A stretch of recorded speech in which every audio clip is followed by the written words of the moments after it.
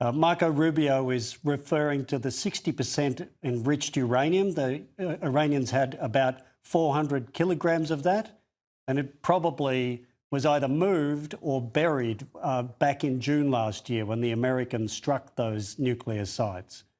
But Iran was probably still a long way from getting an operational bomb and a missile to put it on top of. They have intent, though, to get a nuclear weapon. The reason for going to war, although it may or may not have been said explicitly, is that the Iranians do have some enriched uranium. And if they got at it, they could put it on top of a missile and create a dirty bomb that would hit just about anywhere in Europe and certainly elsewhere in the Middle East. That was the reason to go to war, wasn't it? Yeah, North Korea also has that. China has that. Russia has that. Pakistan has that. India has that. Israel has that. So the question... I want to start off with something that I think is genuinely rare in the coverage of what's happened over the past 7 to 8 weeks. I want to start off with honesty about what I don't know. Now, I don't know with absolute certainty whether the strikes on Iran on the 28th of February 2026 were the right call. I don't know whether the intelligence that was presented internally or to decision makers was accurate, overstated, or somewhere in between. I don't know what the world would have looked like in 6 months or 12 or even 3 years if nothing had been done. And I want to say that I don't think anyone does. And anyone telling you that they do, I think is really selling you something. What I do know, and what this video is entirely built around, is the public debate about whether this conflict has been conducted almost entirely without reference to the underlying data.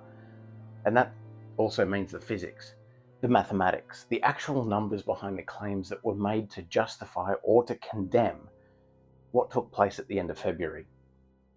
And this is a problem, because if we can't evaluate the claims, then we can't evaluate the decision. And if we can't evaluate the decision, we're just picking a team and cheering. So this is not going to be that type of video. This channel is ultimately for investors and for first-time investors, or even those who might just be investor curious or might not understand how the strings from all across the world come together and how events in one place dictate what happens at home. It's for business owners, for people who have real exposure to energy markets, to Gulf infrastructure, to global supply chains, and who need to understand what actually happened and why, and what it means for the risk landscape going forward, as well as the rest of us who simply feel everything that happens at the end of the day when the bills come due.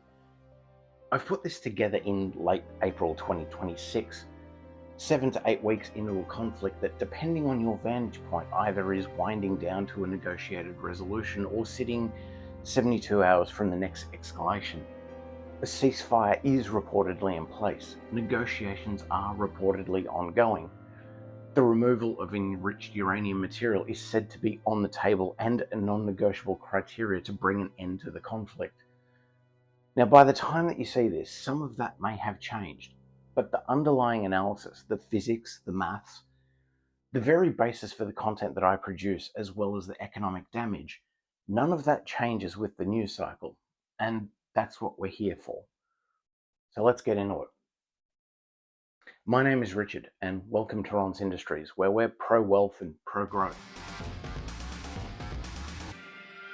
And today, in this extended installment, we're asking the question about Operation Epic Fury and some of the tech, namely the analysis behind whether the attacks launched against Iran and the global economic disruption that came after it could have been avoided. On the 28th of February 2026, US forces launched strikes on Iran in an operation that became known as Epic Fury.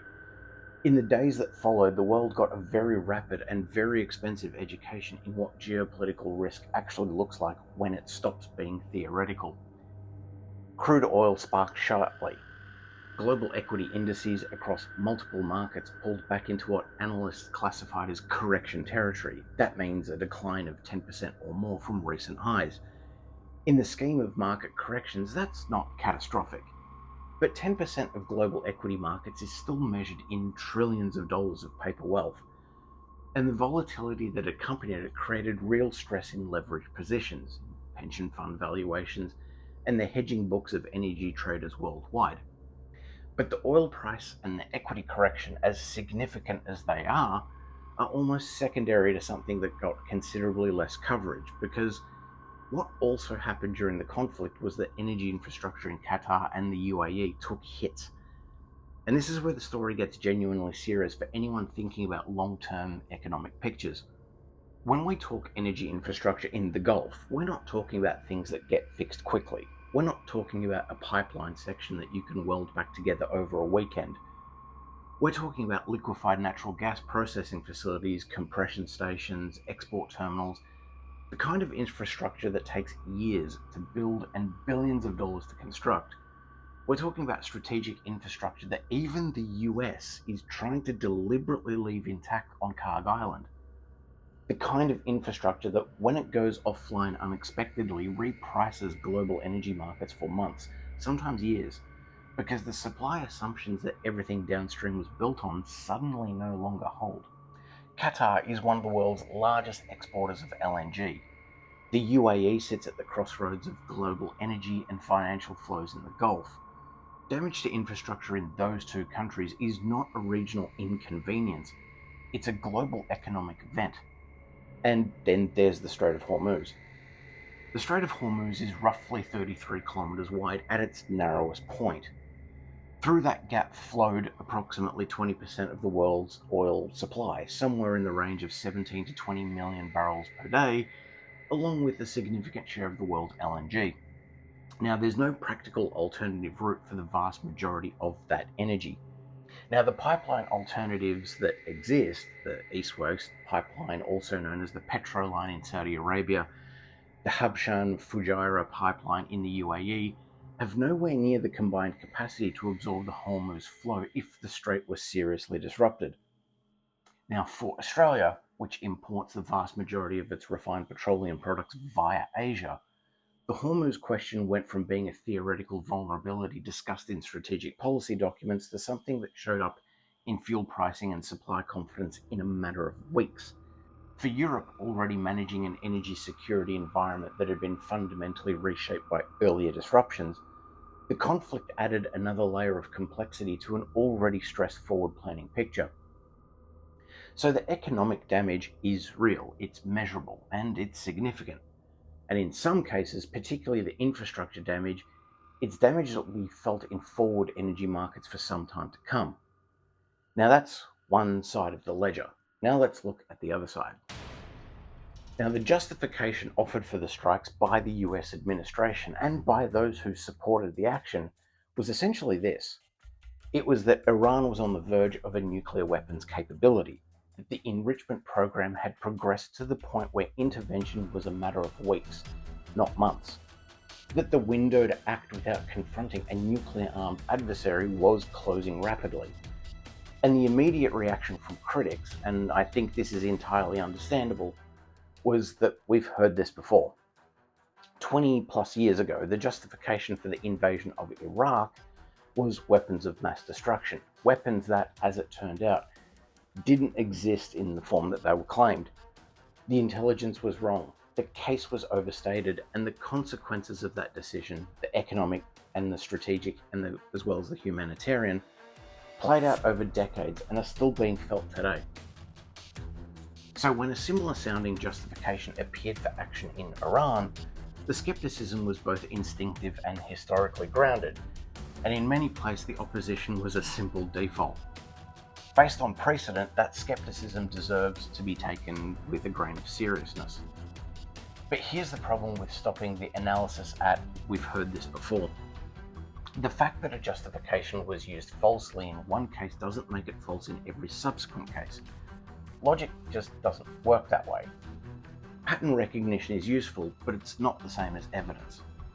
What we need is an evaluation of the specific claims against the specific available data, which, in fairness to the general public, is quite questionable. So let's try to do that anyway.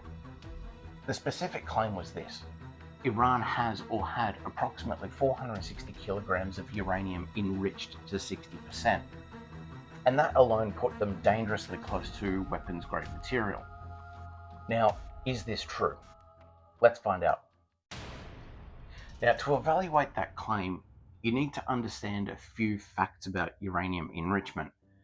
I'm going to keep this as accessible as possible without losing the accuracy that makes the analysis meaningful. Firstly, natural uranium, as it comes out of the ground, contains a mix of isotopes.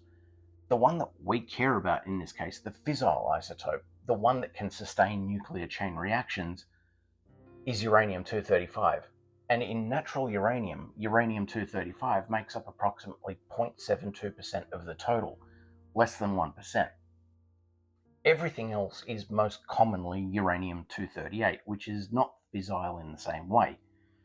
Now, the enrichment process, which uses centrifuges spinning at extremely high speeds, selectively concentrates the uranium-235 relative to the uranium-238. It's an energy-intensive, industrially complex, and technically demanding process. The higher the enrichment level you're trying to achieve, the more passes through the centrifuge cascades that you need, and the more separation work that you have to do. Now, different applications require different enrichment levels. Commercial nuclear power reactors, the kind that generate electricity, operate on uranium enriched to somewhere between 3 and 5% in most cases. Some modern reactor designs, including small modular reactors that have been gaining a lot of attention, use fuel enriched up to around about 20%. But the standard for civilian power generation is that in the 3 to 5% range. Research reactors, including some of the older ones that various nations operate for scientific purposes, have historically used more highly enriched uranium fuel known as high assay low enriched uranium, or HALEU, in some cases up to about 20%, and in earlier decades higher percentages. Small modular reactors, or SMRs, and microreactors also fit into this category. Now, there's been a sustained international effort over many years to convert research reactors from highly enriched to lower enriched fuel for non-proliferation reasons. Then there's the military applications. The propulsion reactors used in nuclear-powered submarines and aircraft carriers operate on much more highly enriched uranium. The USS Nautilus, the world's first nuclear-powered submarine launched in January 1954, used fuel in the S2W reactor enriched to around about 93%. The more recent USS Gerald R. Ford, one of the US Navy's most advanced aircraft carriers, is powered by two Bechtel A1B reactors that also use fuel enriched to approximately 93.5%, putting out a whopping 700 megawatts of thermal energy each. By extension, 22 aircraft carriers could power the entire state of California. Then there's the PM2A portable reactor, which was installed under the Greenland ice sheet as part of the Cold War era Project Iceworm in the 1960s. And that also used highly enriched uranium because it needed to be compact enough to ship in just 37 separate containers and then be assembled by hand on site. So the pattern for highly enriched uranium is either military propulsion or Cold War era special projects, and that's essential for the historical catalogue. Now here's the critical point. At 60% enrichment, Iran's material sits in a zone that has no established civilian application. It's too enriched for commercial power reactors, and it's below the 90% threshold that defines weapons grade. But it's in a range where, to be direct about it, the only precedents are military.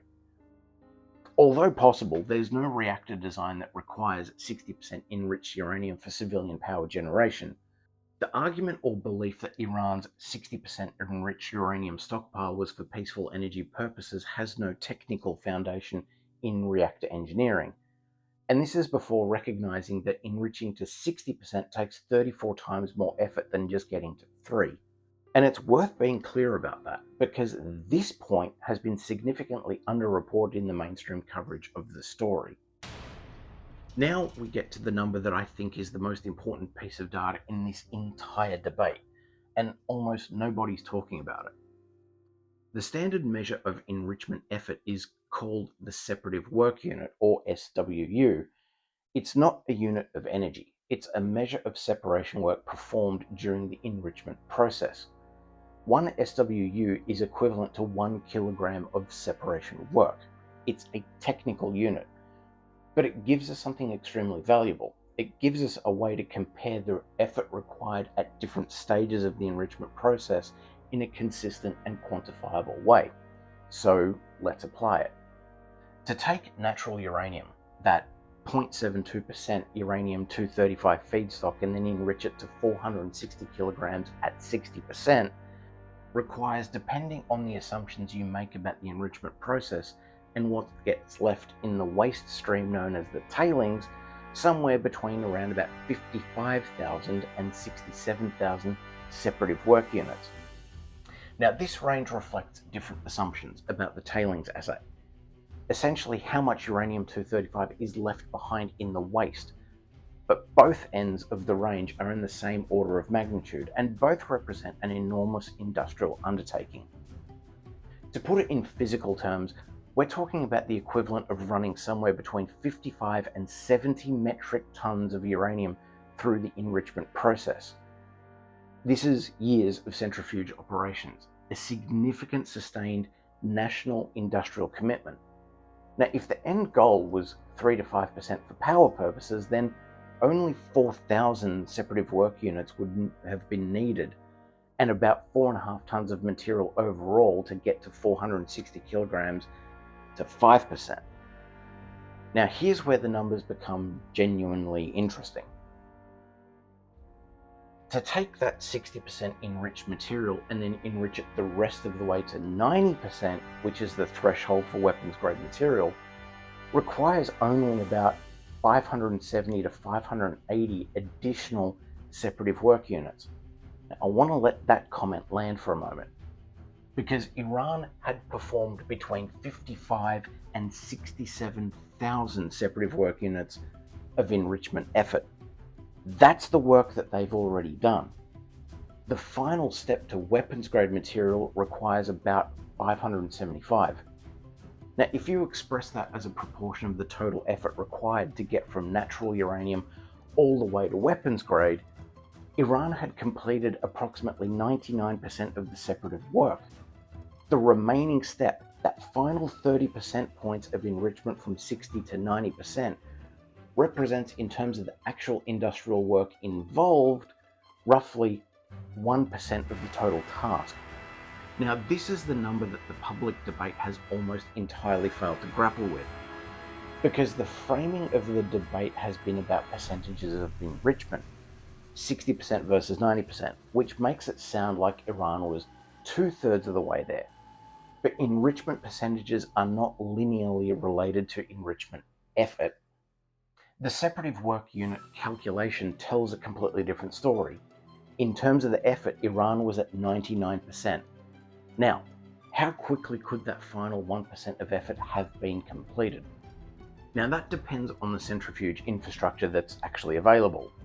Iran operates several centrifuge designs, including some more advanced models that perform significantly more separation work per unit of time than earlier generations. Depending on which centrifuge types were operational, and depending on the state of the facilities following Operation Midnight Hammer, the earlier strike in June 2025 that reportedly damaged some nuclear facilities, the timeline for completing that final enrichment step was estimated at anywhere between 2 and 6 weeks. Now, 2 weeks at the optimistic end of the assessment, 6 weeks if the infrastructure had been more significantly degraded by earlier operations, or if that was just earlier technology that had been available. The claim that Iran was weeks away from weapons-grade uranium assessed against the separative work unit mathematics is not implausible. It is, in fact, mathematically coherent in a way that the public debate has not acknowledged. Now, this is the point where I need to introduce an important distinction, because weapons-grade uranium and a nuclear weapon are not the same thing. There's a gap between those two, and this gap matters. Having 90% enriched uranium in uranium hexafluoride form, which is the gaseous form that uranium takes during the enrichment process, is not the same as having a bomb. There are many steps required. The enriched uranium hexafluoride has to be converted to uranium metal, and this is a chemical process, and it involves a few losses. not all of the input material ends up as usable metal. When you account for those processing losses, Iran's 460 kilograms of 60% enriched material taken to 90% and then converted to metal form would have yielded approximately 260 kilograms of weapons grade product. Now, this is where I want things to hit home. If the timelines of 2 to 6 weeks mentioned earlier are actually accurate, and if the equipment were available, then as of the 28th of February 2026 through to late April, the work to enrich the uranium could now have been completed, and the process to convert it to metal could have already been either underway or completed itself. Now, 260 kilograms of weapons-grade uranium metal is by most published analysis sufficient for somewhere in the range of 10 to 11 nuclear devices. But what those devices would be like depends on weapons design, and this is where the speculation goes completely to the next level. The two nuclear weapons used in wartime previously, both of which in 1945, as you'll be aware, used different designs and different fissile material. The device used in Hiroshima used a gun-type design with uranium-235 and about 64 kilos of it. The device used in Nagasaki used an implosion design with plutonium-239, which available numbers say that there was about 6.2 kilograms of fissile material and still had a yield of about 50% more than in Hiroshima. Now, the amount of fissile material required, the precision of the engineering, and the overall complexity of the device differs significantly between the two design families. Modern designs have been developed in the intervening decades and are generally more efficient in terms of material use. Now, we don't know with certainty what weapon design Iran was likely pursuing. We don't know the precise state of their weaponization engineering, the work of turning fissile material into a device that can be reliably triggered or delivered by a missile and detonated at the intended target. And this is the honest caveat that I think the analysis has to carry. The gap between weeks from weapons-grade material and weeks from a deployable nuclear weapon are real, and they are significant. Weaponization is a substantial engineering challenge on top of enrichment, and the two should not be confused. What can be said clearly, and on the basis of public data and the standard back-of-the-napkin nuclear physics, and the open source calculations that anyone can find, is this. Iran had the fissile material trajectory. The enrichment mathematics supports the timeline that was claimed. Whether the weaponization capability was at the same level of maturity, that's a question that requires intelligence access that we simply don't have from the outside. But the enrichment story, the part that is checkable, that seems to check out. Now, let me spend a few minutes on the comparison to Iraq that has been drawn so frequently in this debate, because I think it deserves more rigorous treatment than it's typically received. The WMD case for the Iraq invasion in 2003 was wrong. The intelligence was flawed, the assessments were in some cases cherry-picked, the UN inspection process was not allowed to run its course, and the weapons that were claimed to have existed were never found.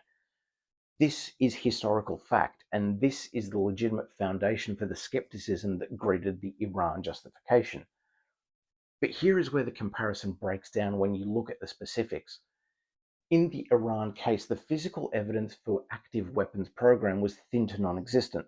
The enrichment program that Iraq had pursued in the 1980s had been largely dismantled after the 1991 Gulf War and the subsequent inspection regime. The reconstitution of that program was asserted rather than demonstrated. In the Iran case, the enrichment program is not asserted. It's documented. The IAEA, the International Atomic Energy Agency, had been reporting on Iran's enrichment activities for years.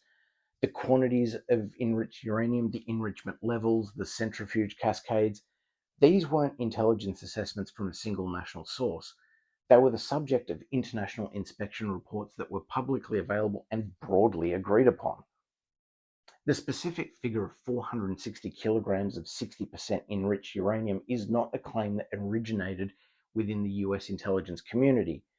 It's consistent with the IAEA reporting that predates the conflict. So when critics draw the parallel to Iraq, the relevant question is, which part of the Iraq case does this resemble? The case that the weapons existed and were dangerous, which was wrong, or the case that the enrichment program was real and active, which in Iran's case is documented fact. The similarities are real and worth keeping in mind. The differences are also real and worth keeping in mind.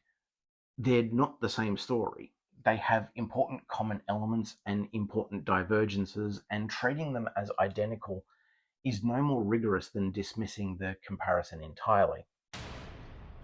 Now let me turn to the question that I think the financial and investment, as well as the global community, has been most reluctant to engage with honestly, and this is the counter-argument. What does the Middle East, and by extension global energy markets, global supply chains, and global risk pricing look like in a world where no action was taken and Iran announces possession of a nuclear weapon? To answer that, you need to look at the geography. To Iran's east, there's Pakistan and India, both nuclear-armed states, both with their own complex and not entirely stable relationship with Iran. To Iran's west and south, there's the entire arc of the Gulf states, Saudi Arabia, Iraq, Kuwait, Qatar, Bahrain, the UAE, and for the pot stirrers, then there's also Israel. Holding firm with the Gulf Coast countries, none of them are nuclear powers, and all of them are central to global energy supply. And all of them, on the day that Iran announces a nuclear weapon, sitting next to a neighbor that has in recent weeks a demonstrated history of conducting attacks against their infrastructure, their shipping, and their territory. For institutional investors, for sovereign wealth funds, for the energy companies and the infrastructure funds that have built trillion-dollar portfolios around Gulf asset assumptions, that announcement would represent a fundamental repricing event. And we're not talking about a temporary spike, we'd be talking about a structural shift.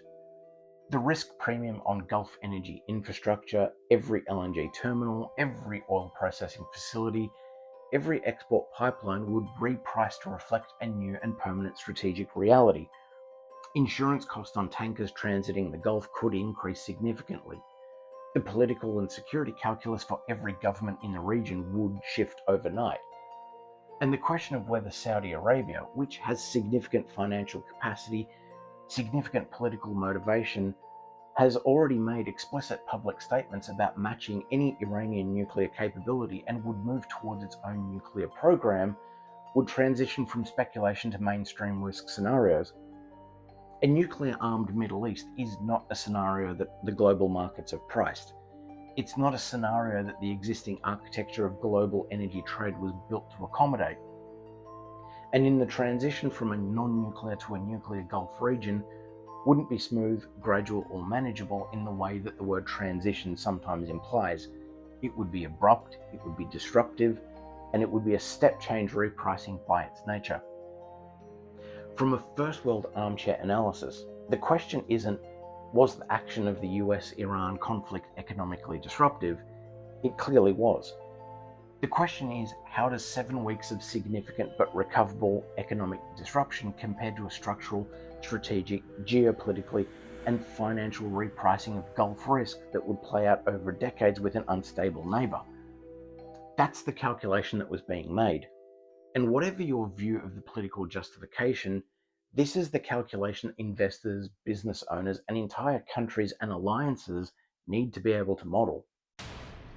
So let me bring this together as clearly as I can. The economic cost of the strikes on Iran has been real, significant, and in some cases, particularly the infrastructure damage in the Gulf, it's going to be felt in energy markets, national, and the global economy for some time to come. The disruption to global trade, to equity markets, to fuel supply chains across Asia Pacific has been material, and anyone who tells you otherwise, I don't think is being honest. At the same time, the mathematical case that Iran was approaching weapons-grade capability is supported by the available data.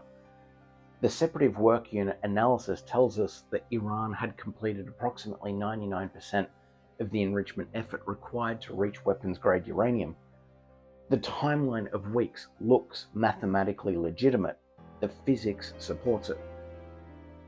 So the gap between weapons-grade material and a deployable nuclear weapon is real and shouldn't be ignored. But the direction of travel was clear. The enrichment program wasn't denied.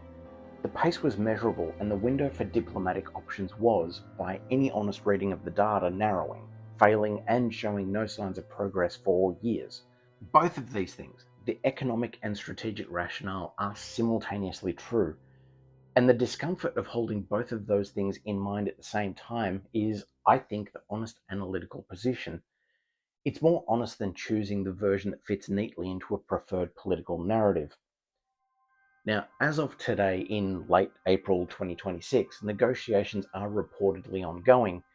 The ceasefire that's in place is reportedly 72 hours away from potentially expiring or extending, even as ships are reportedly coming under fire in the Strait.